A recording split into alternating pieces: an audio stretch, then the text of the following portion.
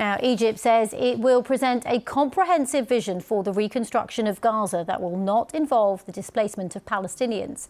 It follows President Trump's meeting with the King of Jordan on Tuesday, where he doubled down on his plan for the US to take over the Gaza Strip and evict the entire population into neighbouring Arab countries. Meanwhile, there's fear the ceasefire between Israel and Hamas could end this weekend after Hamas said it would delay this weekend's planned hostage release. With more, here's our North America correspondent Peter Bowes. Close allies they may be, but these two men have very different visions for Gaza's future.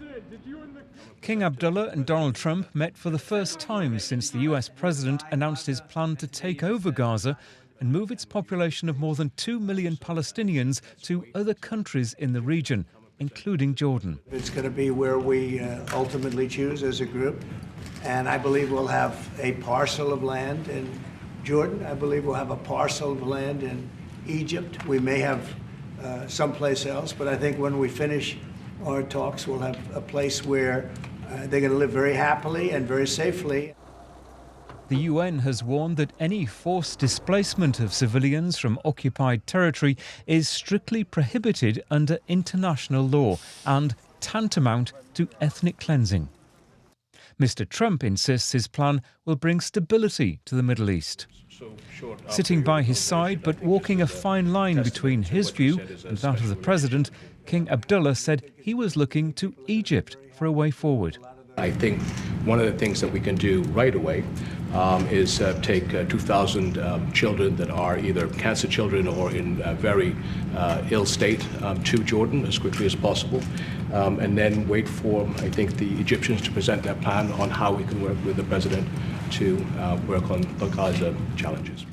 Egypt has said it would work with the Trump administration, but any foreign intervention should avoid jeopardising the gains of peace. The ceasefire, meanwhile, between Hamas and Israel is looking increasingly fragile. The Israeli Prime Minister Benjamin Netanyahu has welcomed President Trump's call for it to be cancelled if Hamas fails to release hostages on Saturday, although it's not clear whether he means all hostages, as Mr. Trump demanded. This operation is being carried out at this time. It will be completed in the very near future. The decision that I passed unanimously in the cabinet is this. If Hamas does not return our hostages by Saturday noon, the ceasefire will end, and the military will return to intense fighting until Hamas is finally defeated. Responding to the Prime Minister's ultimatum, Hamas issued a statement renewing its commitment to the ceasefire and accusing Israel of jeopardising it. Peter Bowes, BBC News. Let's get more reaction on that story. We can go live to Jerusalem and join our Middle East correspondent, Yolan Nell.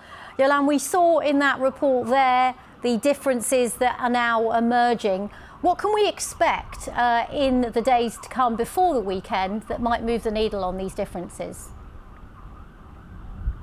I mean, I think this is now the time for regional mediators to really step in, try to clarify exactly what is required by Israel, try to put pressure on Hamas too to get things back on the right track, certainly for the initial stage of this ceasefire deal. We're looking now more than 3 weeks into this initial 6-week phase. Like, this is, the most delicate that the ceasefire really has been. And it's just still kind of a little puzzling exactly what was the result of that Security Cabinet meeting yesterday. The Israeli Prime Minister, in his video statement, he came out saying there had been a unanimous decision reached, and that was that Hamas has to return what he said were our hostages by noon on Saturday, otherwise the ceasefire would end. But it's been pointed out he didn't say all our hostages, echoing what President Trump's language was when he recommended this high-stakes ultimatum to Hamas. That would mean all the hostages, potentially all 76, still held by Hamas, both alive and dead, in the Gaza Strip. He could have meant the hostages that were already scheduled to be released this Saturday, 3 by Hamas, under the existing terms of the deal that Hamas had said it was freezing because of these alleged violations of Israel of the ceasefire agreement. And Israeli media is saying, although there have been key ministers coming out, there have been these briefings that were given to them by a senior Israeli official saying that the intention is, the demand is for all of the hostages to come back. Many analysts are saying that, Mr. Netanyahu doesn't appear to have closed the door on some kind of, way of keeping this deal going. OK, Yolande Nell, with the very latest from Jerusalem, thank you very much for bringing us up to date. Well, let's discuss that a little bit further. I'm joined now by Mustafa Kamal Al-Said, Professor of Political Science and Director of the Centre of Study of Developing Countries at Cairo University. Welcome to BBC News. There's quite a lot to get through. I want to just start by asking you whether you think the ceasefire, in your assessment, might fall apart by the weekend. I think this is a delicate moment for Prime Minister Benjamin Netanyahu and for the US President Donald Trump. It is a delicate moment because President Prime Minister Netanyahu is under strong pressure in Israel from the families of the hostages to continue the deal. Also, President Trump is facing a very awkward situation because he was proud of the fact that he brought the ceasefire even before he came to the White House. So ending the ceasefire now means more pressure on the Israeli Prime Minister and a big disappointment for President Donald Trump. What is missing is that nobody is talking about what the Hamas is demanding. Hamas, in fact, is demanding that Israel adheres to the terms of this ceasefire, which requires Israel not to shoot at Palestinians, which requires Israel also to facilitate the delivery of aid to people in Gaza. And this is something which is not claimed by Hamas without any foundation, but this is also confirmed by UN observers and many other sources. And I think it would not be too much of the Israeli Prime Minister to accept these demands, simply to adhere to the terms of the ceasefire. Otherwise, I think it will be, again, ferocious, savage war on Palestinians who cannot tolerate any more, casualties and any more destruction of Gaza. OK, and of course there are differences of opinion on who is to blame for this ceasefire potentially stalling. Let me ask you about this, because you're speaking to us from Egypt. Egypt now saying that it's going to be presenting a comprehensive vision for the reconstruction of Gaza. What does that look like to you?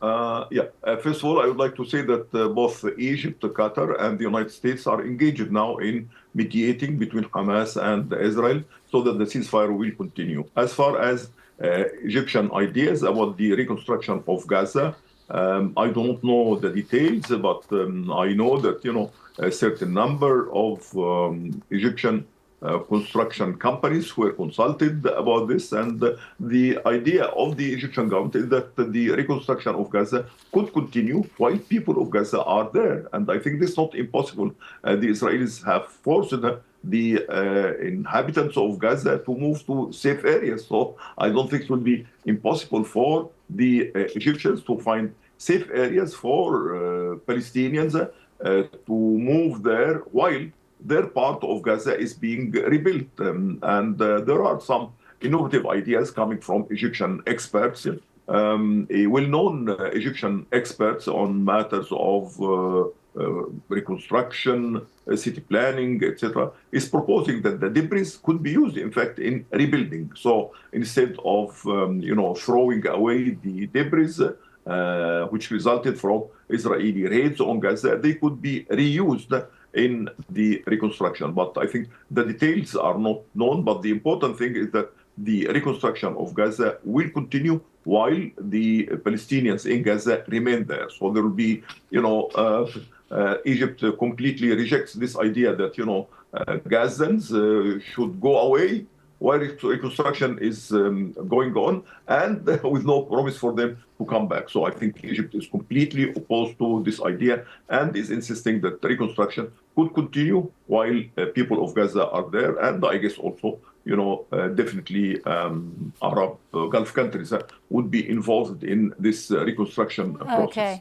Okay, thank you very much, Mustafa Kamal Al-Said. Mustafa there talking about the reconstruction of Gaza. We do have shots that show you Gaza live.